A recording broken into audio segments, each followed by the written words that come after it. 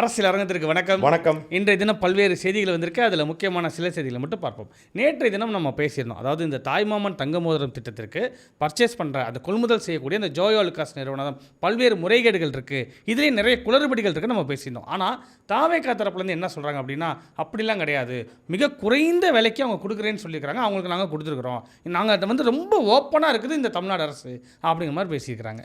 அது தாவேகா அரசு ஓப்பனாக இல்லை, ஒட்டுமொத்தமான தமிழ்நாடே ஓப்பனாக திறந்து கிடக்கு அப்படிங்கிறத இதை காட்டுது. திறந்த விடுன்னு சொல்லுவாங்க இல்லையா, அது மாதிரி இருக்குது. யார் வேணாலும் வரலாம், யார் வேணாலும் பண்ணலான்னு.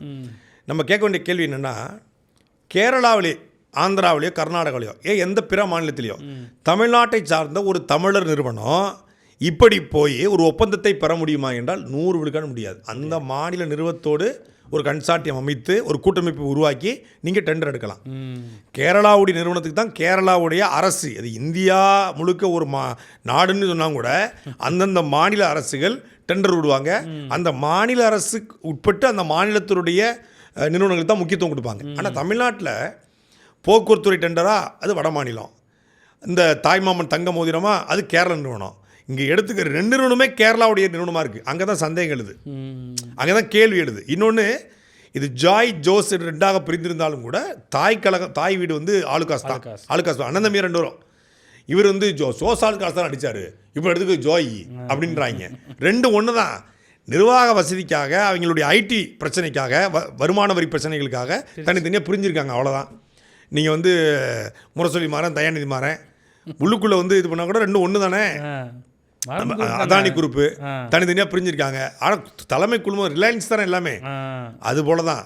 இப்போ ஜோஸ் கூட இவருக்கு ரொம்ப நெருக்கம், முன்னாடி ஜாய் கூடயும் ரொம்ப நெருக்கம்.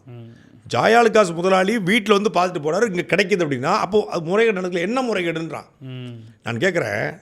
13,000 ரூபாய்க்கு எல்லா நிறுவனத்தையும் தங்கத்தை ஃபிக்ஸ் பண்ணிடலாம். 1 கிராம் தங்கம் 13,000 ரூபா. மற்ற நிறுவனங்கள்லாம் 450 ரூபா சொல்லுது, குறைந்தபட்சம் 450 ரூபா சொல்லுது. இதுவும் கல்யாண ஜுவல்ஸ் மட்டும் 0.01 அப்படிங்கிற புள்ளிகளை எப்படி கொடுக்குறாங்க? அப்போ 0.01, அதாவது 1 பைசா புள்ளியை கொடு, நான் உனக்கு தர்றேன், நீ குறைவுன்னு சொல்லி கொடுத்துட்றேன் உனக்கு அப்படிங்கிறான். 1 பைசாவுக்கு செய்கூலி சேதாரம் இன்க்ளூடிங் டிரான்ஸ்போர்ட்டேஷன், பிஎஸ்ஐ முத்திரை எல்லாத்தையும் கொடுக்க முடியுமா என்றால் கொடுக்க முடியாது. அப்போ இந்த 1 பைசாங்கிறது சும்மா 0.00 போட முடியாது. கொட்டேஷன் டெண்டர் கேட்கும்போது ஏதாவது 1 பைசா போடணும்ல, அதுக்காக கொடுக்கணுங்கிறதுக்காக ஒன்று போட்டிருக்கான். இது அண்ணாமலை படத்தில் வந்து ரஜினி ஏலம் எடுப்பார்ல, அவர் விலையை ஏற்றி விட்டு ஏலம் எடுப்பார், இவர் இறக்கி விட்டு ஏலம் எடுத்திருக்காப்புல. கிட்டத்தட்ட அந்த பாணியான ஒரு வகையான ஸ்டைல் தான். கட்ட பஞ்சாயத்து ஏலம் மாதிரி இந்த ஏலம் இருக்குது. இது ஓப்பன் டெண்டர் அப்படின்னு சொல்கிறாங்க. ஓப்பன் டெண்டராக இது விடப்பட்டிருந்தாலும் இந்த ஓப்பன் டெண்டர்லேயும் ஒரு முறைகேடு நடந்திருக்கிறது என்பது தான் நம்முடைய குற்றச்சாட்டு. அது என்ன முறைகேடு அப்படின்னா, செய்கூலி, இப்போ நீங்கள் வந்து பெரிய நகைகளுக்கு தான் வந்து சேதாரம் செய்கூலியை வந்து குறைக்க முடியும் ஒரு நிறுவனம். இந்த 1 கிராமில் செய்யக்கூடிய ஒரு நகைக்கு 13,000 ரூபாய்க்கு 1 கிராம் தங்கத்தை வாங்கியாச்சு, ஏதோ பியூர் தங்கத்தை வாங்கியாச்சு. இதை இப்போ வந்து மோதிரமாக மாற்றணும், இதுக்கு ஒரு வேஸ்டேஜ் ஆகும்ல, சேதாரம், இதுக்கு செய்கூலி ஆகும்ல. இதை யார் பேர் பண்ணுவா? இந்த நிறுவனமே பேர் பண்ணிக்குது.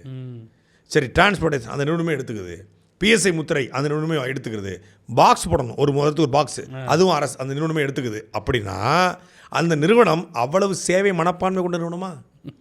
தமிழ்நாட்டு மக்களுக்கு தங்க மோதிரத்தை கொண்டு போய் சேர்த்தே ஆகணுங்க. ஒவ்வொரு ஏழை பிள்ளை கையிலையும் மோதிரம் இருக்கணுங்க. அதுதாங்க ஆலுகாஸுடைய ஒரே எண்ணம் அப்படின்னு ஏதாவது இருக்கா? இல்லை. ஆலுகாஸ் ஏதாவது அம்மங்களுக்கு வேண்டியிருக்காங்களா? நாங்கள் வந்து தமிழ்நாட்டுக்குடைய ஏழை குழந்தைகளுக்கெல்லாம் மோதிரம் கொடுக்கணும், அதுதான் எங்களுடைய இலக்கு அப்படின்னு வேண்டியிருக்காங்களா? நீங்கள் அவ்வளவு நல்லவங்க இல்லையே. முதல்ல ஆலுகாஸ் நிறுவனத்தில் நான் கேட்குறேன், ஆலுகாஸ் நிறுவனம் என்பது ஏற்கனவே ஹவாலா முறைகேட்டில் ஈடுபட்டிருக்கு. 2023 சட்டவிரோத பணப்பரிமாற்றத்தில் அமலாக்கத்துறையின் சோதனைக்கு ஈடுபட்டிருக்கு. அதுபோல் இந்த மாதிரியான டான் இருக்காங்களே, கேங்ஸ்டர்ஸ், அண்டர்வேர்ல்டு டான்ஸு, இவங்க கூட லிங்கில் இருப்பதாக சொல்லப்படக்கூடிய ஒரு நிறுவனம் துபாயில் வந்து முதன்மையாக இருக்காங்க. இங்கே வந்து பல்வேறு சட்டவிரோத செயல்களில் ஈடுபட்டக்கூடிய ஒரு நிறுவனங்கிற குற்றச்சாட்டு இருக்குது. அப்படிப்பட்ட நிறுவனம் நேரடியாக வந்து தமிழ்நாட்டில் எடுக்குது அப்படின்னு இல்லை, மார்க்கெட்டிங்காக எடுக்குதுங்க. அதெல்லாம் விடுங்க, மார்க்கெட்டிங்காக எடுக்குது. சரி, இது ஒன்று சொல்கிறாங்க, அவங்க இந்த விழா காலங்களெல்லாம் கம்மியாக கொடுக்கலையா? அதுதான். இப்போ 1 கிராம் தங்கம் மோதிரம் இதை 0.01க்கு கொடுப்பதன் மூலமாக, 1 பைசா கொடுப்பதன் மூலமாக ஒரு பெரிய மார்க்கெட்டிங் ஸ்பேஸ் உருவாகுது. யார் இந்த மோதிரத்தை கொடுக்குறா அப்படின்னு தெரியும்போது ஜோயா அலுகாஸ் கொடுத்துருக்காங்க. ஓ ஜோயா அலுகாஸ் மோதிரமா அப்படின்னு பார்த்துட்டு தமிழ்நாட்டு மக்கள்லாம் போய் ஜோயா அலுகாஸ் கடையில் முச்சுக்கிட்டு நிற்பாங்களாம். அதுக்காக அவங்க வந்து கொடுக்குறாங்க. இது ஒரு மார்க்கெட்டிங் தந்திரம். அக்ஷய திருதியில் வந்து செய்கூலி சேதாரம் இலவசம் கொடுக்குறது இல்லையா, அட்டென்ஷன் சீக் பண்ணுறது இல்லையா. ஒரு நகைக்கடை அக்ஷய திருதியை போன்ற நாட்களில் செய்கூலி சேதாரம் இல்லைன்னு சொன்னோன்னா எல்லா பொருளுக்கும் சொல்ல மாட்டான், கடைக்குள்ளே போனால் தெரியும். ஆமாம், செயின் கிடையாது, தோடுக்கு, அதாவது பெரிய ஒரு பவுனுக்கு மேலே உள்ள நகைகளுக்கு கொடுப்பான். இல்லைன்னா வளையலுக்கு செய்கூலி இல்லைம்பான். மொத்தமாக அந்த கடை முழுக்க செய்கூலி சேதாரம்னு இது வரைக்கும் எந்த கடையும் அறிவிச்சதே கிடையாது. அப்படி கொடுக்க முடியாது. அப்படி கொடுத்துருத்தா அதில் ஏதோ ஒரு பிரச்சனை இருக்குது. பல்வேறு நிறுவனங்கள் சொல்லிடும். அதாவது இந்த இது செம்பு வந்து கூட இருக்கும், டச் கம்மியாக இருக்கும், ஒன்று பல குளறுபடி பண்ணுவான். தங்கத்தில் இங்கே பியூர் தங்கங்கள் வாங்கக்கூடிய கடைகள் எண்ணிக்கை ரொம்ப ரொம்ப குறைவு. அதுவும் இந்த ஜோயா அலுகாஸு ஜோசா அலுகாஸுக்கெல்லாம் 2018, 19, 20க்கு பிறகு கடந்த 5 ஆண்டுகளோடைய சேல்ஸை பார்த்தீங்கன்னா பயங்கரமாக டீ க்ரோத் ஆகிருக்கு. இந்த நிறுவனங்களே அதில் பாதாளத்தை போயிட்டுருக்கு, கடையெல்லாம் ஈயாடி கொண்டு இருக்குது. 2023க்கு பிறகு சுத்தமாக ஜோயா அலுகாஸு காலி. இப்போ அதை மீட்டெடுக்க வேண்டிய தேவை இருக்கிறது. அதுக்கு மார்க்கெட்டிங் பண்ணுறதுக்கு தான் இப்படி தமிழ்நாடு அரசுக்கு இந்த 1 லட்சம் மோதிரங்களை வந்து ஒரு பைசாக்கு கொடுக்குறாங்க. இது ஒரு மார்க்கெட்டிங் ஸ்ட்ராட்டஜி அப்படின்னு சொல்கிறாங்கல்ல. இந்த சோகால்டு முட்டு பாய்ஸு 1 லட்ச ரூபா, அதாவது ஒரு மோதிரம் 1 கிராம் மோதிரத்துக்கு 500 ரூபா வச்சுக்கோங்க. செய்கூலி சேதாரம் 500 ரூபா. 500 ரூபாயை இந்த நிறுவனம் இழக்குது, வேணான்னு சொல்லுது. ஏன்னா 500 ரூபா தான் கொடுத்துருக்காங்க குறைந்தபட்சம், அதிகபட்சமாக ஸ்டார்ட் ஆகுது 500 ரூபாயிலும் ஸ்டார்ட் ஆகுது. 800 ரூபா 850 ரூபாலாம் போகுது. 500 ரூபாய் இந்த நிறுவனம் வேணாம் அப்படின்னு ஒதுக்குது. அப்படின்னா இந்த ஒதுக்கக்கூடிய 500 ரூபாய் எடுத்துக்கோங்க. நீங்கள் 1 லட்சம் என்று 500 எவ்வளவு? 5 கோடி ரூபா. 5 கோடி ரூபாயை தூக்கி தமிழ்நாடு அரசுக்கு செய்கூலி சேதாரம் இல்லாமல் கொடுக்கக்கூடிய இழக்கக்கூடிய அந்த 5 கோடியை தூக்கி ஒரு நடிகைக்கு கொடுத்து ஒரு 30 செகண்ட் ஆடை எடுத்து அதை மார்க்கெட்டிங் பண்ணுனா இந்த நிறுவனத்திற்கு வியாபாரம் ஆக போகுது. இல்லை வேற ஏதோ மார்க்கெட்டிங் பண்ணுறதுக்கு பல்வேறு வகைகள் இருக்குது. தமிழ்நாடு அரசுக்கு டெண்டர் எடுத்து அதில் 1 பைசா கொடுத்து அதன் மூலமாக வாடிக்கையாளர்கள் இழுக்க போகிறாங்களாம். சரி, இதனால தமிழ்நாடு முழுக்கூடிய எல்லா பிள்ளைகளுக்கும் மோதிரம் கொடுக்க போகிறாங்களா? அரசு மருத்துவமனையில் பிறக்கக்கூடிய குழந்தைகளுக்கு மட்டும்தான். அப்போ அரசு மருத்துவமனையில் பிறக்கக்கூடிய குழந்தைகள் அவங்க மோதிரத்திற்கு கூட வாங்குவதற்கு கூட வறுமை கோட்டுக்கு கீழே இருக்காங்கன்னு சொல்லி தான் மோதிரம் கொடுக்கீங்க. அரசு மருத்துவமனையில் பிறக்கக்கூடிய குழந்தைகளுக்கு மோதிரம் போட கூட காசு இல்லை, அதனால தான் மோதிரமே கொடுக்குறீங்க. மோதிரம் போடக்கூட காசு இல்லாத அந்த குடும்பத்திற்கு ஜோசா அலுகாஸும் ஜோயா அலுகாஸும் போய் எப்படி பர்ச்சேஸ் பண்ணுவான்? எப்படி வருமானம் கிடைக்கும்? பிறக்கிற குழந்தைக்கு மோதிரம் போடுறதுக்கு கூட வறிய குடும்பத்துக்கு தான் நீ மோதிரத்தை கொடுக்குற. அப்புறம் அவன் எப்படி இந்த மார்க்கெட்டிங்கை பார்த்துட்டு போய் ஜோயா அலுகாஸில் வாங்குவான்? அடுத்த நாளே போய் ஒட்டியான வாங்கி போடுவாங்களோ? 1 கிராம் மோதிரத்தை போட்டாங்க, ஜோயா அலுகாஸ் தான் கொடுத்துருக்காங்க. நம்ம வந்து குழந்தை பிறந்ததுனால நம்ம போயிட்டு ஜோயா அலுகாஸில் ஒரு 25 பவுனுக்கு நகை வாங்குவோம் அப்படின்ட்டு போவாங்களா? இது என்ன மார்க்கெட்டிங் இருக்குது? அப்போ இவன் ஏதோ ஃப்ராடு பண்ணுறான், இவன் ஏதோ தப்பு பண்ணுறான் அப்படின்னு தெரிஞ்சால் அவனோட சேல்ஸ் தான் அடி வாங்கும். இப்போ இவ்வளோ விமர்சனங்கள் வருது ஜோயா அலுகாஸுக்கு. இப்போ நம்ம பேசுகிறோம், எல்லாரும் பேச ஆரம்பிக்கிறாங்க, இது ஏதோ ஒரு களவாணித்தனம் பண்ணுது ஜோயா அலுகாஸ் நிறுவனம், ஏதோ ஒரு கூட்டு களவாணித்தனம் இருக்குது, இல்லை ஏதோ முறைகேடு இருக்குது, அமலாக்கத்துறை ரெய்டு வந்திருக்கு, சட்டவிரோத பணப்பரிமாற்றம் அப்படின்னு சொல்லும்போது அது வாடிக்கையாளர்களுடைய எண்ணிக்கை தன்னால் குறையத்தான் செய்யும். கண்டிப்பாக பயப்படுவாங்கல்ல, வாங்க போகிறோம் பயப்படுவாங்கல்ல. ஐயோ இனியா டச், இவன் ஏற்கனவே டச்சு கம்மியாக இருக்குன்றாங்க. 305 கோடி சொத்தை முடக்கி இருக்கிறாங்க கவர்மெண்ட்டில், எப்படி அவன்கிட்ட போய் நம்பி வாங்க? இன்னொன்று 1 பைசாக்கு இவன் கொடுக்குறான் அப்படின்னா இவன் டச்சு கம்மியாக தான் கொடுப்பான் அப்படின்னா அவனோட பேர் ஒரு எப்போவுமே எந்த நிறுவனமும் தன்னோட பிராண்டோட பேரை கெடுத்துக்க விரும்பாது. அரசு டெண்டர்கள் இந்த மாதிரி பெரிய பிராண்டுகள் வந்து பொதுவே போகுது. பார்த்துருக்கீங்களா? அரசு டெண்டர்கள் பொறுத்தவரை தங்கம் ஹோல்சேலாக பண்ணுவாங்க, அவன் தான் போவான். ஆனால் அந்த மாதிரி நிறுவனங்கள் போகலை. இங்கே ரீட்டைலர்ஸ் தான் போய் நிற்கிறாங்க. அங்கே தான் பிரச்சனையை உதைக்குது. தங்கத்தை ஹோல்சேலாக பண்ணக்கூடிய எத்தனையோ பேர் இருக்காங்க, அவங்களுக்கு தமிழக அரசு கொடுத்துருக்கு அப்படின்னா இங்கே எந்த கேள்வியும் வராது. ஆனால் ஜோயா அலுகாஸுக்கு அவன் ஒரு பிராண்டாக இருக்கான், அந்த பிராண்டு கொடுக்குறாங்க. அந்த பிராண்டு முதலாளி உன்னை வந்து பார்க்குறான், நட்பு பாராட்டுறீங்க. அப்புறம் எப்படி அப்போ இதில் முறைகேடு நடக்கலை, இதில் ஏதோ ஒரு பிரச்சனை இல்லைன்னு நம்ம சொல்ல முடியும்? இதுக்கு இவங்க முட்டு கொடுப்பது மூலமாக தாவேக்கா ஒன்றுக்கு முட்டு கொடுக்குறான்னா அங்கே தப்பு இருக்குன்னு அர்த்தம். நான் கூட சரி ஏதோ ஒன்று கொடுத்துருப்பாங்க எடுத்துட்டாங்கன்னு பார்த்தான். ஆனால் என்னென்னா இவங்க நேற்றுலேருந்து இவங்க ஜோயா அலுகாஸோடைய பிராண்ட் அம்பாஸ்டாக மாறிட்டாங்க. அதுவும் வந்து ஃபெலிக்ஸு சவுக்கு இந்த மொத்த டீமும் இறங்குறது மூலமாக என்ன தெரியுது அப்படின்னா இதில் ஏதோ ஒரு உள்குத்து இருக்குது. அது எப்படினாலும் வெளியே வரும்ல. மோதிரம் கொடுத்து முடிச்சதுக்கப்புறம் இது வெளியே. இன்னொன்று அண்ணன் சீரையும் அவங்களுக்கு தான் கொடுப்பேன், எழுதி வச்சுக்கோங்க. அவங்களுக்கு தான் போகும். அண்ணன் சீரும் அவங்களுக்கு தான் போகும், எழுதி வச்சுக்கோங்க. நான் விஜய் அவர்களை போய் ஜோயா அலுகாஸ் பார்த்த உடனே சொன்னேன் கொடுக்க போகிறாங்கன்னு. வேறு எதுக்கு பார்க்குறாங்க? நமக்கு தெரியாதா? ஒரு டீலுக்காக தான். டீல் தான். அடுத்ததா நம்ம அமைச்சர் கீர்த்தனா அவர்கள் நேற்று ஒரு கூட்டத்தில் பேசும்போது சொல்லியிருக்காங்க, நான் சென்னையை வந்து ஹைதராபாத் மாதிரி கொண்டு வர போகிறேன், ஹைதராபாத்தாக மாற்ற போகிறேன் அப்படிங்கிற மாதிரி பேசியிருக்கிறாங்க. ஏற்கனவே வந்து தமிழ்நாடே ஹைதராபாத் தான் மாறி இருக்கு. எப்படி சொல்கிறீங்க? பூரா அவங்க ஆளுக்கு தான் இருக்காங்க. ஸ்வீட் கடையில் ஆரம்பித்து, ரோட்டு கடையில் ஆரம்பித்து, சினிமாவில் ஆரம்பித்து, பாவா ஆமாம் தலைமைச் செயலர் ஆரம்பித்து எல்லாமே அவங்க தான் இருக்காங்க. மொத்த தமிழ்நாடு ஹைதராபாத் தான் இருக்குது. இன்னும் கொஞ்சமாக தாய் மாற்றணுமா? தாயி இன்னும் மாற்றணுமா அவங்களுக்கு? சென்னையினுடைய நிலவியல் அமைப்பு என்ன, ஹைதராபாத்துடைய நிலவியல் அமைப்பு என்னங்கிறதே தெரியாத, ஒரு அடிப்படையே புரிதில்லாத ஒரு அமைச்சராக அவங்க இருக்காங்க அப்படிங்கிறத பார்க்க. அமைச்சருங்கிற தாண்டி ஒரு அடிப்படை புரிதில்லாத ஒரு மனுஷி. சென்னை வந்து கடற்கரை இருக்கக்கூடிய ஒரு நகரம். அது இல்லாமல் சென்னை வந்து விவசாயம் சார்ந்த ஒரு பகுதி, நீர்நிலைகள் அதிகமாக இருக்கக்கூடிய பகுதி. இங்கே உயர்ந்த கட்டடங்களை கட்ட முடியாது. ரொம்ப உயர்ந்த அவங்களுக்கு இது வந்து விஜய் அவர்கள் சொன்ன கருத்து தான் அவங்க சொல்கிறாங்க. விஜய்கிட்ட போய் இந்த அம்மா சொன்ன மாதிரி அளந்து விட்டுக்கிட்டு இருக்கு.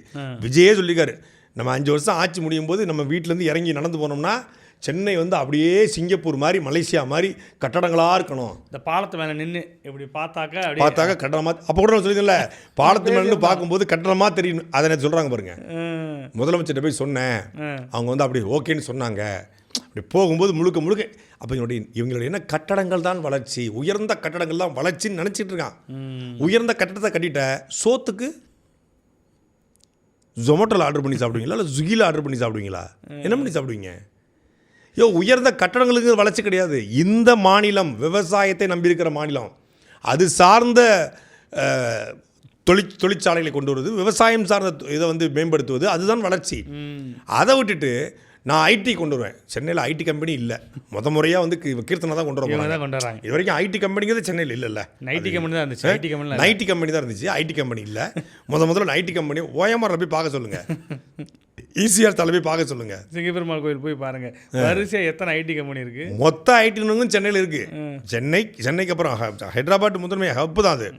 நீங்கள் டெல்லிக்கு அப்புறம், கூர்கானுக்கு அப்புறம், ஹரியானாக்கு அப்புறம் ஹைதராபாத் ஒரு ஹப்பாக இருக்குது. அதுக்கப்புறம் பெங்களூர் இருக்குது. அப்புறம் சென்னை வந்து ஒரு 3ஆவது இடத்தை வச்சுக்கலாம். சென்னை இருக்குது. அதை சென்னையிலும் வந்து எல்லா ஐடி நிறுவனமும் சென்னையை முதன்மை கூட இருக்காங்க. சென்னையை தாண்டி டெவலப் பண்ணுங்கள். அடுத்த கடை திருச்சிக்கு போங்க, மதுரைக்கு போங்க. பரவலான வளர்ச்சி இருக்கணும். மண்டை மட்டுமே வீங்கிட்டு போனால் வளர்ச்சி கிடையாது. உடம்பு முழுக்க வளர்ந்தால் தான் வளர்ச்சி. அது நீங்கள் மண்டை மட்டும் வீங்கிட்டு போய்கிட்டு இருக்கு. அப்போது இவங்களுடைய எண்ணங்கிறது வந்து இந்த நாட்டை வளர்ச்சியோட பால கொண்டு இருப்பது இல்லை. இந்த மாதிரி உயர்ந்த கட்டடம் கொண்டு வரணும், கார்பரேட் கம்பெனியை கொண்டு வரணும், கட்டடம் வளர்ச்சி. நான் போய் பார்த்துட்டு வியந்துட்டேன் ஹைதராபாத்தை. அதே ஹைதராபாத்தில், அதே தெலுங்கானாவுடைய தலைநகர் தான் ஹைதராபாத்து. அங்கே கிட்டத்தட்ட 500 ஏரிகள் வெட்டப்பட்டிருக்கு. அது கீர்த்தனா கண்ணுக்கு தெரியல. விவசாயம் சார்ந்த இது மேம்படுத்தப்பட்டிருக்கு. அது இவங்க கண்ணுக்கு தெரியல. பக்கத்து மாநிலம் ஆந்திரா பனையேறும் தொழில் இது கல் இறக்குறதுக்கு அனுமதி கொடுத்து பனை தொழிலாளி வீட்டுக்கே நேரடியாக போகிறாரு. அது வந்து கீர்த்தனாவுடைய கண்ணுக்கு தெரியல. ஆனால் கட்டடம் மட்டும் தான் கண்ணுக்கு தெரியுதுன்னா கட்டடம் தான் வளர்ச்சி அப்படின்னு நினச்சிட்டு இருக்காங்க. கட்டடம் என்பது வளர்ச்சி அல்ல. ஒவ்வொரு தனி மனிதனும் இங்கே வளரணும். தமிழ்நாடு என்பது விவசாயம் சார்ந்த பகுதி. அதை நோக்கி நீங்கள் வளர்ந்து கொண்டு போனால் எல்லாம் தன்னால் வளரும். இங்கே ஐடியும் தேவை தான், மாற்றுக்கருத்தே கிடையாது. ஏற்கனவே இருக்குது. அதை டெவலப் பண்ணுறதுக்கு என்னென்ன பண்ணுங்க. நீங்கள் ஒன்றும் வந்து புதுசாக இங்கே பண்ண வேண்டிய தேவைலாம் கிடையாது. பிள்ளை அதாவது இந்த அதே மைண்ட் செட்டு தான். குடிசைகள் இருக்கக்கூடாது, இந்த மாதிரி இது இருக்கக்கூடாது. அது இந்த செம்மஞ்சேரி கண்ணகிணரில் கொண்டு தூக்கி கொண்டு போட்டாங்கல்ல, அதே வேலையை இவங்களும் பார்ப்பாங்க. அதுக்கான அச்சாரம் தான். அதாவது என்னென்னா, என்ன பண்ணணும்னா அந்த ஐடியா கிடையாது. என்ன பண்ண போகிறோம்னு தெரியல. எதையாவது பண்ணுவோம் அப்படின்னு ஒரு கூட்டம், பெருங்கூட்டம் இறங்கியிருக்கிறது. எதுவுமே தெரியாதனால தான் நேற்று வந்து தமிழ்நாட்டினுடைய தொழில்துறை அமைச்சர், அதாவது தமிழ்நாட்டினுடைய தொழில்துறை அமைச்சரா, அவங்க தொழிலாளர் நலன்துறை அமைச்சர் மாப்பிள்ளை நம்ம புதுக்கோட்டையாரு. ஆமாம், அவர் வந்து 100 நாள்ல நம்ம முதலமைச்சர் செஞ்ச ஒரு சொற்ப சாதனைகளை மட்டும் நான் உங்ககிட்ட பகிரணும்னு நினைக்கிறேன். ரூபாய் 1,01,00,000 கோடியே டெல்டா அல்லது மாவட்ட நீர் குறுவை சிறப்பு தொகுப்பு திட்டம் 2026. கொப்புரானே அவர் ஊர் அதெல்லாம் சொல்லணும். திருப்பி கேளுங்க. ஒரு சொற்ப சாதனைகளை மட்டும் நான் உங்ககிட்ட பகிரணும்னு நினைக்கிறேன். சொற்ப சொல்ப அற்ப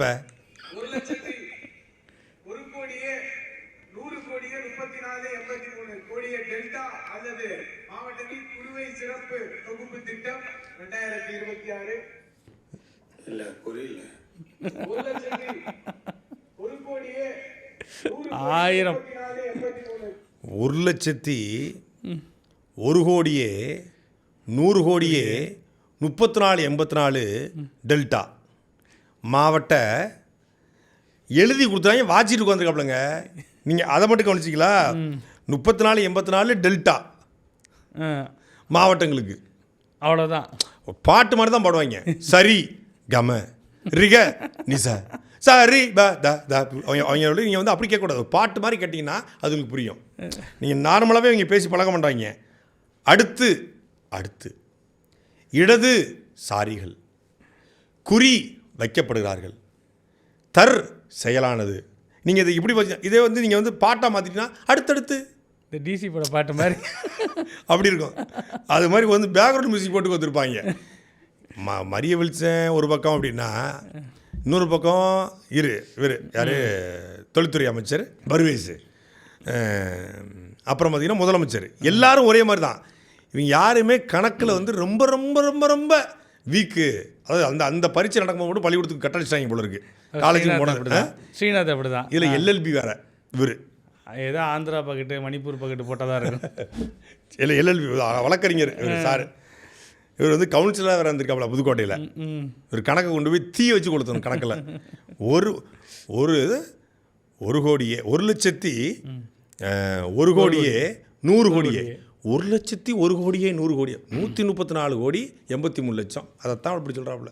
அதைத்தானா 134 கோடி 134 கோடியே 33 லட்சம் 84 34ங்கிறப்பல 134 கோடி 83 லட்சத்துங்கிறத 1 கோடியே 100 கோடியே 1,30,30,84. அந்த திடலே சிரிச்சிருக்கும். இதுக்கு முட்டு கொடுப்பாங்க. ஏங்க வார்த்தையில் வந்து மிஸ் பண்ணிட்டு தப்பு இல்லையே, செஞ்சுருக்காங்களே 130, அதை பாருங்கம்பாங்க. கோடினா என்ன கூட தெரியாத எளிய இதை விட பரவாயில்ல. தமிழக சட்டசபையில் கனிமூலத்துறை அமைச்சர் டி.கே. பிரபு ஒரு புள்ளி ஒருத்தர் பேசியிருந்தார்.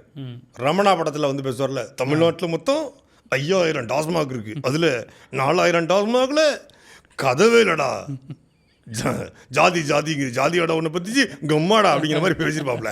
அது மாதிரி புள்ளி டி.கே. பிரபு ஒரு புள்ளி ஒருத்தர் சொல்கிறாப்புல, தமிழ்நாட்டில் வந்து 100 மெட்ரிக் டன் 1 லட்சம், அது பாருங்க, இது கேட்டுக்கோங்க, 25 கோடி மெட்ரிக் டன். அது எங்கே ரஃப் ஸ்டோன், அதாவது இந்த ஜல்லி தயாரிக்கப்பட்டது வந்து 13.22 கோடி மெட்ரிக் டன். இதுதான் நம்ம அரசுல பதிவாயிருக்கு. இவ்வளவுக்கு தான் ஃபீஸ் கட்டியிருக்காங்க. ஆனா பயன்படுத்தப்பட்டது 85 கோடி மெட்ரிக் டன். அது எங்கே இருந்துச்சு?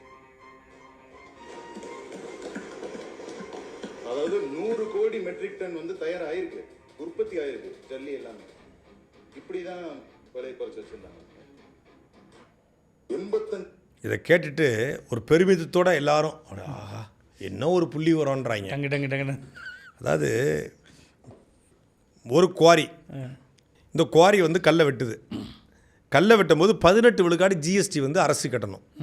நீங்கள் வந்து ஒரு எடுத்துக்காட்டுக்கு ஒரு 1000 யூனிட்டுக்கு வெட்டுறாங்கன்னு வச்சுக்கோங்க. இப்போ வந்து 15,000 யூனிட்டு மெட்ரிக் டன் சொல்கிறார் இல்லையா, ஒரு 1000 யூனிட் வெட்டுறாங்க அப்படின்னா அதுக்கு அவங்க 18 விழுக்காடு ஜிஎஸ்டி கட்டணும். இப்போ இந்த கல்லை உடைச்சாச்சு, ராக்கு இது வந்து புரியுதா உங்களுக்கு? இந்த கல்லை உடைச்சி இவங்க ஒரு இது கொடுப்பாங்க, எதுக்கு? க்ரஷருக்கு 5% ஜிஎஸ்டி. இந்த க்ரஷர் என்ன பண்ணுறான், இந்த கல்லை வாங்கிட்டு வந்து எம்சாண்டாக மாற்றுறான், ஜல்லியாக மாற்றுறான். மாற்றிட்டு இவன் என்ன பண்ணுறான், இவன் உங்ககிட்ட விற்கிறான், நீங்கள் தான் பையர், அவன் உங்கள்கிட்ட 5% வாங்குவான். இப்போ எப்படி என்ட்ரி ஆகுது? 18 விழுக்காடுக்கு இவர் 1000 யூனிட்டு கல்லை உடைக்கிறாரு, 18 விழுக்காடு கட்டிடுறாரு. அப்போ 1000 டன் பதிவாயிருதா, 1000 யூனிட் பதிவாயிருதா? அடுத்து அந்த இப்போ நான் தான் வந்து கல்குவாரி முதலாளி, கல்குவாரி முதலாளியாக இருக்கக்கூடியன்னா 18 விழுக்காடு ஜிஎஸ்டி கட்டுறேன், அது பதிவாயிருது. ஸோ 1000 யூனிட் வந்து இவர்கிட்ட வந்து போயிடுச்சு அப்படிங்கிறது பதிவாயிருது, வெட்டியிருக்காருன்னு. இப்போ நான் உங்ககிட்ட கொடுத்துட்டேன், நீங்கள் யார் கிரஷர்காரரு, 5% எனக்கு கட்டுறீங்க, ஆமாம். கட்டுறீங்களா, இதுவும் பதிவாயிருது ஜிஎஸ்டியில். இப்போ நீங்கள் இன்னொருத்தருக்கு 5% வாங்கிருக்கீங்க, அவர் 5% கட்டுறாரா, அதுவும் ஜிஎஸ்டியில் பதிவாயிருது. இந்த ஜிஎஸ்டி ரிப்போர்ட் தான் இந்த 85,000 யூனிட். ஆனால் கல் ஒன்று தான், 1000 தான். கல் 1000 தான். இப்போ நான் 1000 கொடுக்குறேன் உங்ககிட்ட, கல் 1000 கல் கொடுக்குறீங்க. நீங்கள் அந்த 1000 கல்லை பொடி பொடியாக மாற்றுறீங்க, எது ஜல்லியாக மாற்றுறீங்க, எம்செண்டாக மாற்றுறீங்க, ஒன்றரை ஜல்லியாக மாற்றுறீங்க, இதெல்லாம் மாற்றுறீங்க. மாற்றி நீங்கள் இப்போ ஒரு ஆள்கிட்ட கொடுத்தீங்க, அவன் வீடை கட்டிடுறான். இதுதான் மூணு கை மாறுது. ஆனால் வெட்டப்பட்டது 15,000 மெட்ரிக் டன் தான். ஆனால் இவர் சொல்கிறது 1,00,000 மெட்ரிக் டன், அதாவது 100 கோடி மெட்ரிக் டன் வெட்டப்பட்டிருக்கு. அதில் வந்து 13,000 மெட்ரிக் டன் தான் பணம் கட்டியிருக்காங்க, இந்த கவர்மெண்ட் ரெக்கார்டு இருக்குது. மீதி ஆனால் பயன்படுத்தப்பட்டது கிட்டத்தட்ட 85 கோடிக்கு மேலே. மீதி 85 கோடி எங்கே? 100 மெட்ரிக் டன் பயன்படுத்தியிருக்காங்க, 15 தான் நமக்கு இருப்பு கணக்கு காட்டியிருக்காங்க. 85 எங்கே, என்ன பண்ணாங்க அப்படின்னு கேள்விக்கிறாரு. இவர் சொல்கிற கணக்குப்படி பார்க்கும்போது 85,000 மெட்ரிக் டன்னு 5 ஆண்டுகளை வெட்டினா ஒட்டுமொத்தமான மழையவே அழிச்சிருக்கணும். தமிழ்நாட்டுடைய மழை மொத்தமாக அழிச்சாதான் இவர் சொல்கிற 85,000 மெட்ரிக் டன் 85,000 மெட்ரிக் டன் எங்கே இருக்குது? வெட்டவே வாய்ப்பே கிடையாது. இவர் சொல்வது ஜிஎஸ்டி கணக்கு, வேறு எந்த கணக்கு எடுத்தீங்க? இதுலேருந்து எடுத்தீங்க. இப்போ 100 மெட்ரிக் டன் பயன்படுத்திருக்கான்னு சொல்லி எதில் எடுத்தேன்? இல்லீகல் அப்படின்னா எப்படி எடுக்க முடியும்? இப்போ நான் வந்து ஒரு கல்குவாரி முதலாளி, கல்லை நான் இல்லீகலாக வெட்டுறேன், யாருக்கு எந்த அனுமதி வாங்காமல் வெட்டுறேன், அனுமதி இல்லாமல் உங்கள்கிட்ட கொடுக்குறேன், ஏட்டா கிரசட்டை அனுமதி இல்லாமல் நீங்கள் விற்கிறீங்க, எப்படி ரெக்கார்டில் வரும்? எந்த ரெக்கார்ட்லையும் இருக்காது. சொல்கிறது விளங்குதா இல்லையா? புரியுது. ஒரு குவாரி, இல்லீகல் குவாரி, அவன் வெட்டுறான், எந்த ரெக்கார்ட்லேயே பதிவாகுமா? எதுலையுமே இருக்காது. இல்லை, விற்றுட்டான் க்ரெஷருக்கு, இல்லை அவனே க்ரெஷர் வச்சுருக்கான்னு வச்சுக்கோங்க, க்ரெஷரில் அரைக்கிறான், லாரியில் ஏற்றுறான், லாரியில் ரெக்கார்டில் வரல, உள்ளூர்லேயே வியாபாரம், கொண்டு போய் உங்கள்கிட்ட ஒப்படைச்சிட்றேன், நீங்கள் வீடை கட்டுறீங்க, கட்டி முடிச்சாச்சு, எதுலேயுமே ரெக்கார்ட்லேயே வரல.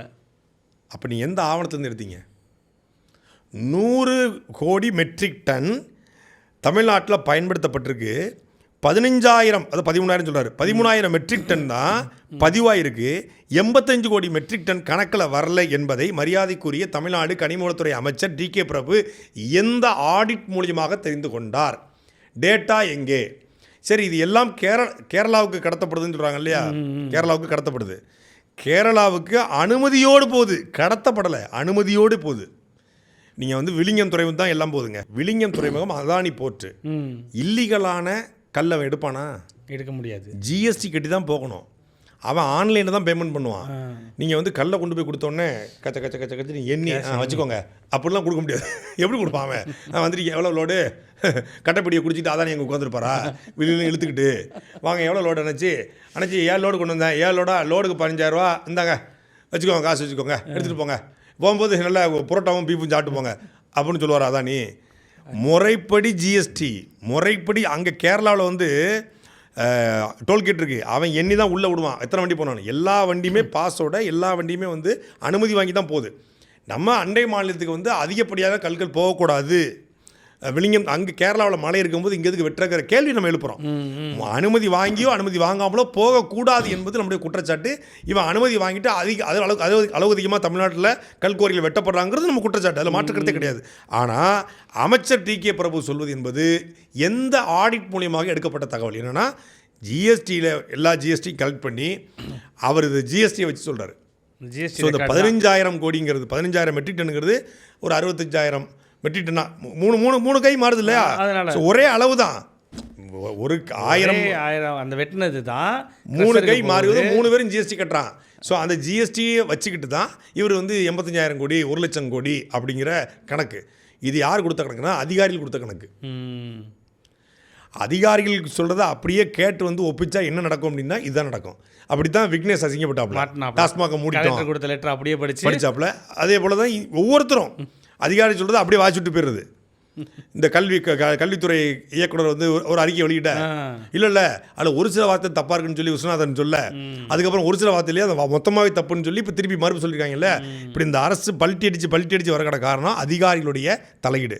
அதிகாரி சார் இதை ஒன்று பேசுங்க சார், அவனுக்கு தெரிய போகுது சார், திமுக மடக்கிறதுக்கு தான் ஒரு சரியான பாயிண்ட் போட்டு விடுங்க, போடுங்க சார், போடுங்க பார்த்துக்கலாம், ஃபயர் கிடைக்கும். ஆமாம், நீ நமக்கு தேவை ரீல்ஸ் தான் சார். கலட்டா கூட ஏற்கனவே ஒரு டைப் இருக்குது, அவன் போட்டுருவான்.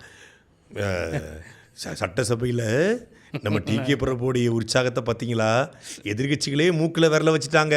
அவனுக்கு மூக்கில் அரிப்பு வந்திருக்கும், விரல வச்சுருப்பான். உடனே மூக்கில் விரல வச்சுட்டாங்கன்னு சொல்லி ஒரு ரீல்ஸை போட்டு விட்ருவாங்க. அது ஒரு பிஜிஎம்மை போட்டு விட்டு. ஸோ அந்த பிஜிஎம்முக்கும் ரீல்ஸுக்கும் தான் இது பயன்படுமே ஒழிய வேறு எதுக்கும் பயன்படாது. இப்படி ஒவ்வொரு அமைச்சருமே அவங்க பேசுகிற பேச்சுக்களில் எந்த கிளாரிட்டியும் இல்லை. நீங்கள் சட்டசபையினுடைய அந்த வீடியோவை உண்மையிலே ரொம்ப லைவாக போடுறதுனால நமக்கு அதை உட்காந்து நம்ம ஆடிட் பண்ணுறதுக்கு நேரம் இல்லை, டீகோட் பண்ண முடியல. உட்காந்து இரவெல்லாம் பார்த்தா அவ்வளவு மேட்ரு சிக்குது. பொய்யா பேசி வச்சுருக்காங்க. ஆமாம், இந்த நிகழ்ச்சியெல்லாம் முடிஞ்சதுக்கப்புறம் நம்ம சாயந்தரம் பார்க்கும்போது தான் தெரியுது இந்த பவானி சாகர் எம்எல்ஏ காமராஜரை எவ்வளவு இழிவாக பேசியிருக்கிறாங்க அந்த இடத்துல. நமக்கு தமிழ்நாட்டுக்கு வந்து ஆளுநர் வந்தார். ஆளுநர் உரையில் நிறைய தலைவருடைய பெயரை வந்து அவர் வந்து திணறி சொன்னார். நம்ம அதை சொன்ன விமர்சனம் பண்ணால் சரி தெரியாது, தமிழ்காரர் கிடையாது, பிற மாநிலத்தவர், அவர் தமிழ் தலைவர்கள் பெயரை உச்சரிக்கிறதுக்கு தடுமாறினாருங்கிறத புரிஞ்சுக்கொள்ள முடியுது. வ.உ. சிதம்பரம் பிள்ளை இந்த பேரெல்லாம் தெரிஞ்சு கேள்விப்பட்டதுக்கு வாய்ப்பில்லை, மனோன்மணி சுந்தரலாலாம் கேள்விப்பட்ட வாய்ப்பில்லை, அதனால் அவர் பேச வச்சுக்கோங்க. ஆனால் தமிழ்நாட்டை சார்ந்த பவானி சாகரை சார்ந்த ஒரு சட்டமன்ற உறுப்பினர் நீங்கள் வேற யார் பேரும் தெரியலனா கூட பரவாயில்ல, எழுதி வச்சு படிக்கும் பொழுது கர்ம வீரர் காமராஜர்னாலே கர்ம வீரர் தான், கர்ம வீரர்னாலே காமராஜர் தான். நீங்கள் வந்து தலைவர்னா பல தலைவர் இருக்கான், தலைவர்னா கூட பல தலைவர்கள் இருக்கான். தலைவர்னு சொல்லும்போது ஏதோ சொல்லிட்டாங்க, தலைவான்னு சொல்லிட்டாங்க, இல்லை ஏதோ சொல்லிட்டாங்கன்னு சொல்லலாம். ஆனால் கர்ம வீரர்னா காமராஜர் போது காமராஜர்னு படிக்குதுமா அந்த அம்மா. அது எப்படி இந்த வார்த்தையை முதல்ல பதிவு பண்ண வரீங்க? கான்சியஸ் வேண்டாமா? அந்த வார்த்தையை சொல்லும்போது எந்த இடத்துல காமவீரர் காமராஜர். பவானி சாகர் அமைந்திருக்கிற பேருந்து நிலையத்திற்கு கர்ம வீரர் காமராஜர் அவர்களின் பெயர் சூட்ட ஆவணம் செய்ய வேண்டும் என்று இந்த லட்சணத்தில் அந்த அம்மா பேர் என்ன தெரியுமில்ல? தமிழ் செல்வி. அப்படியா? ஆமாம். லானாவும் வராது, லானாவும் வராது. ஆமாம், வாழைப்பழ வலிக்கு வாலிபுரியில் ஊஷல். தில்லுமுள்ளு படத்தில் ரஜினி சொல்லுவார் இல்லையா, அந்த காமெடியில் வரும்ல, லானா வர சானா வர அனைவருக்கும் வணக்கம். இந்த இந்தியா டுடேல ஐயோ இந்தியா டுடே தமிழா? ஆமாம், இந்தியா டுடே தமிழ் அந்த விவேக் காமெடி வரும்ல, எல்லாருக்கும் வணக்கம் வாழைப்பழம் வலிக்கு வாலிபுரியில் ஊஷல், அந்த சேனல். அது மாதிரி நேற்று சிஎம் எங்கே வந்தாங்கோ, இந்த லான்ச் பண்ணாங்கோ, இது திறந்து வச்சாங்கோ, சிஎம் வந்தாங்கோவா. நம்ம ஊரில் ஊசி பாசி விற்கிறாங்கல்ல, அவங்க கூட நல்ல தமிழ் பேசுகிறாங்க. இப்போ ஊசி பாசி விற்கிறாங்க இல்லையா, அவங்க தான் அப்படி பேசுவாங்க. அவங்க வந்து பார்த்திங்கன்னா இந்த இது சொல்லுவாங்க, மகாராஷ்டிராவிலேருந்து வந்தவங்க ஒரு கூட்டம், அவங்க தான் அப்படி பேசுவாங்க. ஓ ஷாமியோ, நல்லா தமிழ் பேச ஆரம்பிச்சு. ஓ ஷாமியோ, இந்த தமிழ்நாட்டு அரசியலே பார்த்தீங்கன்னா இப்போ சிஎம் சார் வந்திருக்காங்கோ, டிவிக்கே வந்திருக்கு. இப்போ தமிழ்நாட்டில் நிகழ்ச்சி நடத்துகிறீங்க, தமிழ்நாட்டில் தொலைக்காட்சி பண்ணுறீங்க, ஒரு தமிழ் ஆங்கர்ஸ் கூட இல்லையா? தமிழ் பெண்கள் யாருமே இல்லையா? எத்தனை தமிழ் பெண்கள் இருக்காங்க, அவங்கள போடலாம், அவங்கள வந்து நீங்கள் நியமிக்கலாம்ல. இவங்கள தான் நியமிக்கணும்னு எந்த அவசியம் இல்லையே. அப்படிலாம் நீங்கள் ஆங்கிலத்தில் பேசிட்டு போயிருங்க, யாருக்கும் எந்த பிரச்சனையும் இல்லை. அழகாக இந்தியா டுடே தமிழ்னு வச்சுட்டு ஆங்கிலத்தில் பேசுங்க. இப்போ தமிழ்நாடு சட்டசபையில் எங்கள் ஷேக்ஸ்பியர் மருமக ஆங்கிலத்தான் பேசிக்கிட்டு இருக்காரு, அது மாதிரி பேசிட்டு போயிட வேண்டியதானே. தமிழை கொள்ளக்கூடாதுல்ல. வாங்கோ வணக்கம் திறந்து வச்சாங்கோ. என்னால் முடியலைங்க, எனக்கு எங்கேயா கூட விட்டுருங்க, ரொம்ப எனக்கு டிஸ்டர்பன்ஸாக இருக்குது. நான் உண்மையிலே மன உளைச்சலே ஆக மாட்டேன். ஆனால் அந்த சட்டசபை நேரலை பார்த்துக்கப்போ எனக்கு ரொம்ப மன உளைச்சல் ஆகிடுச்சு. இந்த அம்மா வேறு இந்த இந்தியா டுடே பார்த்து விட்டு ரொம்ப டிப்ரெஷன் மோடு கொண்டு போயிடுச்சு. உண்மையிலே இதோட பெரிய குடும்பம் என்னென்னா, ஒருத்தருக்கு கூட என்ன இது பண்ணுறோம் அப்படிங்கிற அடிப்படை புரிதல் இல்லை. இதை எல்லாத்தையும் ஜஸ்டிஃபை பண்ணக்கூடிய, நார்மலைஸ் பண்ணக்கூடிய, முட்டுக் கொடுக்கக்கூடிய ஒரு பெருங்கூட்டம் உருவாயிருச்சுங்கிறது தான் பெரிய வருத்தமாக இருக்குது. எல்லாத்துக்கும் முட்டு கொடுக்குறான். அப்படி பண்ணால் என்ன, இது பண்ணால் என்ன, இது பண்ணால் என்ன, அதனால் என்ன தப்பு இருக்குது, அதனால் இதுக்கெல்லாம் அதாவது போதிக்கும் போது புரியாது, அவனவன் பாதிக்கும் போது புரியும். இது பெரிய பாதிப்பை உருவாக்க போகுதுங்கிறது நல்லா கண்ணுக்கு முன்னாடி கண்ணாடி மாதிரி தெரியுது. அடுத்ததான் நம்ம ராஜபாளையம் அமைச்சர் ஜெகதீஸ்வரி வந்து சட்டமன்றத்தில் சொல்லியிருந்தாங்க, பிரதமர் ஆக போகிறாரு எங்களுடைய தளபதி அப்படிங்கிற மாதிரி. உடனே இங்கே காங்கிரஸ் தரப்புலேருந்து எதிர்வினை வந்திருக்கு. என்ன சொல்கிறாங்க அப்படின்னா, எங்களால் தான் நீங்கள் அங்கே உட்காந்துருக்கிறீங்க, விஜய் முதல்வராக முதலில் ஆதரவு கடிதம் கொடுத்தது காங்கிரஸ் தான். தாவேக்கா அமைச்சர்களுக்கு இந்த உண்மையெல்லாம் தெரியும். நாங்கள் காங்கிரஸ் ஆதரவு கொடுக்காம வந்தால் அமித்ஷா அவங்கள முடிச்சிருப்பாரு, அண்ணன் எடப்பாடி தான் இபிஎஸ் தான் முதலமைச்சராக இருப்பார் அப்படின்னு பேட்டி கொடுத்துருக்காரு. ஜெகதீஸ்வரன் என்ன சொல்லியிருக்காங்க? தளபதி தான் அடுத்த பிரதமர். சரி, தளபதி அடுத்த பிரதமராக இருக்கட்டும், காலேஜ் சர்டிஃபிகேட் காட்டுங்க. அடுத்த பிரதமர் ஆகிறதுலாம் அப்புறம் பார்க்கலாம். ஏதோ பாண்டிச்சேரியில் படிச்சுன்னு சொன்னீங்கல்ல, சர்டிஃபிகேட் காட்டுங்க. வழக்கு போட்டாச்சு, ஹியரிங் இது வரப்போகுது, வழக்கு நம்பர் ஆக போகுது. அடுத்து கோர்ட்லேருந்து கூப்பிடுவாங்க. ராஜபாளையம் சட்டமன்ற உறுப்பினர் வேட்பாளர் கார்த்திக் அவர் நேரிலே போய் அவர் ஒரு வீடியோ வர போட்டிருக்காரு. என்ன வடிவேலு கதவை திறப்பார்ல, என்ன வெட்ட வெளிச்சமாக இருக்குது, அவன் காலில் விழுந்து கதற வேண்டாம், அவன் கண்ணீர் விட்டு தாய் காலை நினைக்க வேண்டாமா அப்படிங்கிற மாதிரி திறந்து பார்த்தா ஒரே புல்வெளியாக இருக்கிற மாதிரி ஒரே ஒரு மூத்திர சந்தில் ஒரு காலத்தை கட்டி வச்சிருக்காங்க, ஒரு பெயிண்ட் அடிச்சு வச்சு. நம்ம ஏற்கனவே ஆள் அவுட் அடிச்சோம், நம்ம ஆள் அமிச்சோம், அவர் கோவக்கார நேர்லேயே போயிட்டான். யோ நான் ஒரிஜினல் டாக்டரியா, ஒன்றை மாதிரி கிடையாது, படித்து பட்டவங்க டாக்டரு அப்படின்னு சொல்லி நேர்லேயே கொந்தளிச்சு போயிருக்காப்புல. போய் பார்த்தா வந்து எதுவுமே இல்லை, ஒரு வீடு தான் இருக்குது, ஒரு வீடு தான் இருக்குது. அப்படி ஒரு கல்லூரியும் இல்லை. அப்படி அந்த கல்லூரியில் படித்தா அது ஃபேக்கான சர்டிஃபிகேட்டு. இவங்க வந்து டாக்டரும் கிடையாது, என்ன சொல்கிறது, இந்த பிஎஸ்சி முடிக்கலை, ஜேர்னலிஸ்ட்டும் கிடையாது. அது இல்லாமல் முதல்ல அதுக்கெல்லாம் +2 முடிக்கணும், டேரக்டாக அதுவும் முடிக்கல. அதுக்கு 10th முடிக்கணும், அதுவும் முடிக்கல. அதுக்கு முதல்ல 9th முடிக்கணும். 7ஆம் வகுப்பு அட்டம்ப்ட்னு சொல்கிறாங்க. அதுக்கு இன்னும் இறங்கி போனால் தெரியும், இப்போ ஸ்கூல் பக்கமே ஒதுங்கினாங்களா ஒதுங்கலன்னு தெரில. ஜெகதீஸ்வரன் பச்சை குத்துருக்காக தான் இந்த கையில் பச்சை குத்தி எழுதிச்சுக்காங்களாம். அப்படியா? தூள் படத்தில் சொன்னாக்கா, ஓ அப்படி கையை வச்சுட்டு கையெழுத்து போடும். கிட்டத்தட்ட அப்படியே பாருங்க, தூள் படம் சொன்னாக்க மாதிரி தான் இருப்பாங்க அவங்க. இப்போ எழுதி வச்சுருக்கதே வந்து அதுக்காகத்தான், கை வச்சு ஸ்டைலாக கையெழுத்து போடுறதுக்கு. அதில் விஜய் வந்து இது விட்ட மாதிரி, ஃபயர் விட்ட மாதிரி ஒரு நல்லா இருக்கும், ரொம்ப ஃபயர் விடலாம். அவங்க தான் சொல்கிறாங்களா பிரதமர் ஆகலான்னு சொல்லி. சரி, அவர் பிரதமர் ஆனாலாவது நீங்கள் என்ன படிச்சுக்க அனுப்பிப்பாரா? அதையா சொல்லுங்க, விஜய் பிரதமர் ஆனாலாவது ஜெகதீஷுடைய படிப்பு என்ன அப்படிங்கிறத கண்டுபிடிச்சி எங்களுக்கு சொல்லுவாரா அப்படிங்கிறத கொஞ்சம் கேட்டு சொல்லுங்கள். அப்படி ஒரு கனவுல இருக்காங்க அப்படிங்கிறது யதார்த்தமான உண்மை தான். இந்த கனவு விஜய்க்குள்ளே இருக்குது, அவர் மண்டைக்குள்ளே ஏற்றிட்டாங்க. சார் நீங்கள் தான் சார் பிரதமர், அடுத்த பிரதமர் நீங்கள் தான், இந்தியா முழுக்க போகிறாங்க, இந்த முட்டா பசங்களை ஏமாற்றியாச்சு, அவங்கள ஈஸியாக ஏமாற்றிடலாம் சார், ஒன்றும் பிரச்சனை கிடையாது அப்படின்னு நம்ப வச்சுருக்காங்க. அதுவும் ஜெகதீஷ் பழனிசாமி, இந்த ஆட்சியே ஜெகதீஷ் பழனிசாமியால் தான் கிடச்சிதுன்னு உறுதியாக நம்புறாப்பில்லையா? அப்படியா? அம்சமான ஆளாக இருக்காங்க, இவன் தான் நமக்கு முதலமைச்சர் வாங்கி கொடுத்துருக்கான்னு சொல்லி முழுசாக நம்புறாப்புல. ஜெகதீஷ் தான் இந்த ஆட்சி, ஜெகதீஷால் தான் இந்த ஆட்சி அப்படிங்கிறத உறுதியாக நம்புறாரு. ஜான்லாம் செகண்டு, அதுக்கப்புறம் தான் விஷ்ணு ரெட்டி, அதுக்கப்புறம் தான் வந்து மற்ற ஆட்கள்லாம். இந்த வாட்டர்மெலன் ஸ்டார் தான். ஆமாம், இவர் தான் வந்து எல்லா வேலையும் பண்ணி கொடுத்தாரு நமக்கு. ரூட்டு போட்டு கொடுத்தது அவர் தான் அப்படிங்கிறது. ஆமாம், ஏன்னா ரூட்டை கிளியராக ஸ்கெட்சு கரெக்டாக போடுவாப்புல. ஸ்கெட்சு போட்டால் மிஸ்ஸே ஆகாது, மிஸ் ஆன சொல்லு பிசு இல்லாமல் போட்டு தரேன் அப்படிங்கிற மாதிரியான ஒரு ஆள். ஏதோ அண்ணன் எப்போ காலியாவர் தின்ன எப்போ காலியாகுங்கிற கதையை யாரோ வேணும்னு இங்கேருந்து கிளப்பி விட்டு இந்த இடத்துக்கு அடியே போடுற மாதிரி இருக்கு, இங்கேருந்து நகர்த்தி விட்டுட்டு. ஆமாம்மா, இப்போ அவர் அங்கே போயிட்டாருன்னா இங்கே ஒரு முதலமைச்சர் வேணும்ல. இப்போ அதுக்கு பயங்கரமான டஃப் காம்படிஷன். அதுக்கு தானே இப்போ அந்த அம்மா இருக்கு, என் மகனே ஓ அவங்க சொல்கிறாங்க இல்லையா, ஏன் அவர் பிரதமர் ஆகட்டும்.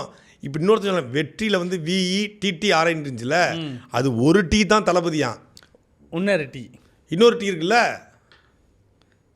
நல்ல ஸ்ட்ராங் டீ, என் மகளே, அங்கே மக இங்கே நல்லா இருக்கும். அப்படி ஒன்று. இன்னொரு பக்கம் வந்து அப்போ குறுக்கு இந்த கௌசிக்கு வந்தா பதனி அப்படின்னு ஒருத்தர் இருக்கார் சட்டசபையில், தைரியம் அமைச்சர். கரூர் பிரச்சனை இப்போ டேராவூரில் போய் ஒழிஞ்சு கிடந்தார்ல, அந்த தைரியம் வந்து நம்மளை இந்த சீட்டில் உட்காரலாமான்னு இப்படி உட்காந்து பார்க்குறது. ஏதோ ஒரு படத்தில் சீட்டில் உட்காந்து பார்த்து என்ஜாய் இப்படி தடவான்ல, செக்கச்சி வந்த வானத்தில்ங்க. ஓ, அவங்க அப்பாவோட சீட்டில் வந்து உட்காந்து பார்ப்பாப்ல அருண் விஜய்.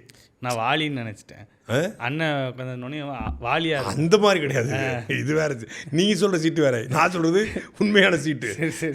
இங்கே உட்காந்து பார்ப்பாப்புல.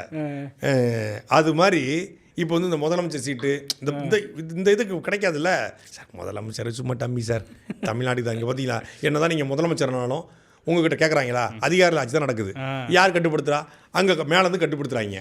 நீங்கள் முதலமைச்சர் ஆனாலுமே உங்கள் சொல்லுபடி இது நடக்கலை. நீங்கள் முதலமைச்சர் ஆனீங்க 100 நாள் ஆச்சு, என்ன பண்ண முடிஞ்சுது? பூரா தலைமைச் செயலாளர் கண்ட்ரோல் எடுத்துட்டாரு, தலைமைச் செயலாளர் அதிகாரிகள் நியமிக்கிறாரு, IPS IASல அவரே போஸ்டிங் போட்டுறாரு. அவங்ககிட்ட இருந்து என்ன சொல்கிறாரு, சார் இதெல்லாம் பண்ணால் தப்பாயிரும் சார் அப்படின்னு சொல்கிறாரு. நீங்கள் பேருக்கு ஓகே, நீங்கள் ஓகேன்னு சொல்லிடுறீங்க, பேருக்கு நீங்கள் இருந்தால் கூட எல்லாமே அவங்க கட்டுப்பாடு இருக்குது. ஃபண்டாக அவங்ககிட்ட போய் தான் நிற்கணும். இப்போ நீங்களே பிரதமர் ஆகிட்டா, ஆமாம்ல அட்ரா இது நல்லாயிருக்கு, நீங்களே பிரதமர் ஆகிட்டு நீங்களே ஃபண்டை கொடுத்துடலாம்ல. ஆமாம், மக்களுக்கு நீங்கள் தாய் மாமன் சீரு, அண்ணன் சீரு, அன்னபூரணி சூப்பர் 6 நீங்களே கொடுத்துடலாம்ல. இப்போ நீங்கள் மக்கள்கிட்ட கொஞ்சம் கோரிக்கை வைங்க, இந்த மாதிரி உங்களுக்கு அன்னபூர்ணி சூப்பர் சிக்ஸ் கொடுக்கணும்னு ஆசைப்பட்டேன், காசு கிடையாது. உங்களுக்கு தாய்மாமன் சீட் கொடுக்கணும்னு ஆசைப்பட்டேன், இந்த அண்ணன் சீட் கொடுக்க ஆசைப்பட்டேன், காசு கிடையாது. வேலையில்லா பட்டதாக்கு 4,000 கோடி கொடுக்கணும்னு நினச்சேன், 4 ரூபா கொடுக்கணும், காசு கிடையாது. உங்களுக்கு விவசாய கடன் முழுமையாக தள்ளுபடி நினச்சேன், காசு கிடையாது. இப்போ இந்த காசெல்லாம் வேணும், ரத்து பண்ணணும்னா இனி பிரதமர் ஆக்கிருங்க. இந்த பசங்க படத்தில் ஜீவானந்தம் ஐஏஎஸ் கூட 2 பேர் நின்று கிளம்பிடுவாங்கல்ல, அது மாதிரி இல்லை, உண்மை சீரியஸாக சொல்கிறேங்க, சீரியஸாகவே இப்படி பேசியிருக்காங்க. விளையாட்டுக்கெல்லாம் கிடையாது, சீரியஸாகவே இந்த நாடாளுமன்ற தேர்தல் இதான் பிரச்சாரமாக இருக்கும் பாருங்க. நான் சொன்னால் நடக்கும், எனக்கு தெரியும். அப்போ இதுதான் உள்ளுக்குள்ளேருந்து அவங்க சொல்கிறதானே நான் சொல்கிறேன், நான் என்ன தனியாக சொல்கிறேன். ஆனால் இப்போ மோடியா லேடியான்னு கேட்டு பஞ்சாயத்து ஆணுச்சு. இப்போ அதே மாதிரி அதெல்லாம் அந்த கதைங்க. அது இவர் வேறங்க, இவர் வந்து ஒரு கல்ட் லீடர், ஒரு ஒரு ஒரு கிளாசிக் லீடரு, ஒரு ஒரு என்ன சொல்கிறது, மாஸ் லீடரு, அதுவும் பக்கா மாசு. இப்போ பப்புக்கெல்லாம் அல்வா தான். ஏங்க சும்மா வாங்க, ரூட் மாப்பியா உட்காந்து அவனுக்கு என்ன வேலை வேற இல்லையா? எதுக்கு? ஆமாம், அங்கே போய் எதுக்கு வடநாட்டுக்காரங்களுக்கு கொடுத்து மோடியா விஜயா 2 வருஷம் இருக்குது தேர்தலுக்கு. இன்னும் 2026 தான், 27, 28, 29 2.5 வருஷம் இருக்குது. 2.5 வருஷத்துக்கு முன்னாடியே மோடியா விஜயா விஜய் தளபதினு ஆரம்பிச்சிட்டான். விஜய் தளபதினு ஆரம்பித்து விஜய் தளபதினு நம்மளையும் பேச வச்சுக்காம பாருங்க. நீங்கள் அவனோட வெற்றி எங்கே அடைஞ்சிருக்குன்னா, நம்ம பேசுகிறோம்ல, இது பேச பொருளாக மாறுதில்ல. இன்னும் அவன் அடங்கலை, அவன் ரீல்ஸ் போட்டே இருக்கிறான். ஒவ்வொரு வீடியோவும் 2 கோடி 3 கோடி 4 கோடி வியூஸ் பிச்சு போயிட்டுருக்கு. நீங்கள் உட்காந்து ரோடு மைக்கை வாங்கி செட் பண்ணி, இதை அதில் செட் பண்ணி, லைட்டை செட் பண்ணி, கேமராமேனு எடிட்ரு ஆஃபீஸை போட்டு உட்காந்து கண்டென்ட் எழுதி பேசி ஒன்றும் பிரச்சனை கிடையாது. அவன் சர்வசாரம் உட்காந்துட்டு விஜய் காஸ்டேட் முதல் மோலிக்காம அதான்றான். 30 நிமிஷத்தில் 30 செகண்டில் வீடியோ பிடிச்சிக்கிட்டு போயிட்டு இருக்கு. அதனால் ஒரு பெரிய பக்கா பிளானோட உட்காந்துருக்காங்க. 2029 2016 சட்டசபையில் சந்திப்பாம தோலா நம்ம சட்டசபையில் மாதிரி 2029 பாராளுமன்றத்தில் சந்திப்பாம தோலா நம்ம பாராளுமன்றத்தில்னு சொல்லி பாட்டு பாடிட்டு இருக்காங்க. அதனால் நீங்கள் வந்து ஒரு தெளிவான முடிவு எடுத்துக்கோங்க. 2029 முதலமைச்சர் விஜய் பிரதம அமைச்சர் விஜய், அதான் AM PM பார்க்காமல் உழைக்கும் எங்கள் சிஎம்ஏ, நீ தான் அடுத்த பிஎம்ஏ. ஆமாம், எங்கள் முதலமைச்சர் பிஎம் ஆவதை எவனாலும் தடுக்க முடியாது. ஏன் தமிழ்நாட்டிலிருந்து ஒரு தமிழன் பிஎம் பிரதமராக இந்த பாயிண்ட் வைப்பாங்க, ரொம்ப வேல்டா வேற இருக்கும். இந்தியாவின் முதல் தமிழ் பிரதமர், முதல் தமிழ்நாட்டு பிரதமர், முதல் தமிழன் பிரதமர்னு வைப்பாங்க. நீங்கள் அதையும் பார்த்தா ஆகணும். வயசானாவது சென்சார் பண்ணிருங்க. 35 வயசு வச்சுக்கோங்க, நீங்கள் தப்பிக்கவே முடியாது. ஒரு 65 வயசுனா கூட நீங்கள் ஏதாவது இயற்கை மரணம் ஏதாவது அடைஞ்ச வாய்ப்பு இருக்குது. நீங்கள் வந்து விஜய் பிரதமர் அவரை பார்த்துட்டு தான் சாகணும். எனக்கும் அதுதான் விதி, உங்களுக்கு அதுதான் விதி. வாய்ப்பே இல்லை, தப்பிக்க முடியாது, ஓட முடியாது, ஒழிய முடியாது. பாஸ்போர்ட் இருக்கா, வெளிநாட்டுக்கும் போக முடியாது. இந்த ஊர்லேயே இருந்து இதை நீங்கள் அனுபவிச்சு தான் ஆகணும், வேறு வாய்ப்பே கிடையாது. அதுக்கு தான் கோட் சூட் போட்டு பழகிறது. இதுக்காக டெல்லி குளிரை தாங்குறதுக்கு இப்போ கோட் சூட் போட்டு பழகி கொண்டிருக்காங்க. அது குளிருக்கு போட்டு சொல்கிறா ட்ரைனிங் இதெல்லாம் எல்லாம் அவங்க தொலைநோக்க பார்வை போயிட்டு இருக்காங்க. நம்ம தான் நம்ம இன்னும் வந்து கவுன்சிலருக்கும் எம்எல்ஏக்கு சண்டை போட்டு உட்காந்துருக்கான். அவங்க இப்போ பிஎம் ஆகி போயிடுவாப்புல. பிரதமர் தான், அப்போ பிரதமர் தான் ஆள போகிறான். தமிழ்னு பாட வேண்டியதான் பிரதமர். அதான் ரத்தன் பண்டிட் வெற்றிவேல் சரியாக கணிச்சிருக்காப்புலங்க. நான் கூட தவறான ஜோசியர் இருப்பார் நினச்சேன், சரியாக தான் கணிச்சிருக்காப்புல. நான் கூட என் ஜோசியத்தை என் ஜாதகத்தை எடுத்து, ஜாதகம் இல்லை இனிமேல் ஜாதகத்தை உருவாக்கி கொண்டு கொடுக்கலான்னு இருக்கேன். ஏதோ கொஞ்சம் பார்த்து சொல்லுங்க, ஏதாவது தேருமா தேராதா, இங்கே இருக்கலாமா துபாய்க்கு போயிடலாமாங்கிற மாதிரி அவர்கிட்ட கொண்டு கொடுக்கலான்னு இருக்கேன். ஏன்னா முதலமைச்சர் அவனோட ஆயிட்டாப்புல, இவன் பிரதமர் ஆக போகிறார், அடுத்து பிரதமர் ஆகல. அடுத்து பிரதமர் ஆனது மட்டும் இல்லாமல் அடுத்து உலகத் தலைவர்களுக்குள் சண்டை. ட்ரம்ப்புக்கு டஃப் கொடுப்பாரு. ஏங்க அது நடந்தாலும் நடக்குங்க, இந்த நாட்டில் எதுவெல்லாம் நடக்குங்க. நீங்கள் என்னங்க எது வேணாலும் நடக்கலாம்ல. நடந்துச்சுன்னா ட்ரம்ப் பரவாயில்லன்னு பேசுவாங்க உலகம் முழுக்க. ட்ரம்ப் எவ்வளவோ பரவாயில்லைங்க இல்லை, அந்த அளவுக்கு வந்து இருக்கின்றாங்க. அடுத்து தனுஷுக்கு வர ஜாதகத்தை கணிச்சிருக்காப்புல. யாரு பண்டிட்டா? ஆமாம், அதிமுக வர பீதியில் இருக்காங்களாம்.